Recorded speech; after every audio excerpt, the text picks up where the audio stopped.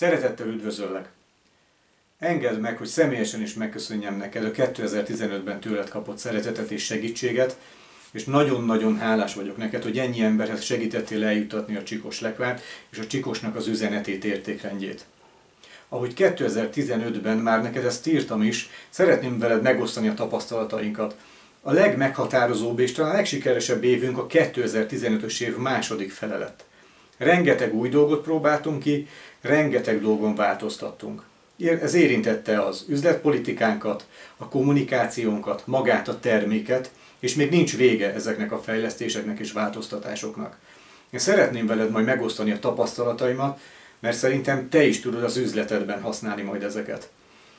Rengeteg olyan ismertségre, rengeteg olyan tapasztalatra és felismerésre jöttünk rá az elmúlt fél évben, ami biztosan hasznos lesz számodra is. A következő pár hétben erről küldök majd neked anyagokat. Javaslom, nyisd meg, áldozz rá időt, mert fogod tudni hasznosítani.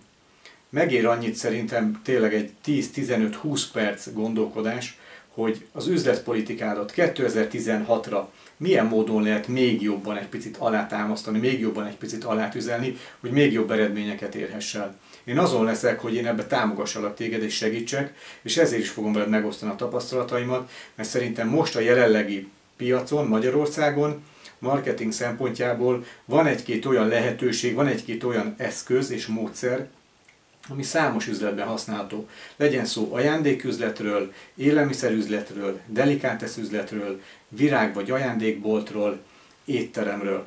Bármelyikbe fogod tudni használni, csak tényleg áldozz rá időt. Én ebben mindenképpen szeretném veled megosztani a tapasztalataimat és a segítségemet. Szeretettel üdvözöllek, hamarosan találkozunk!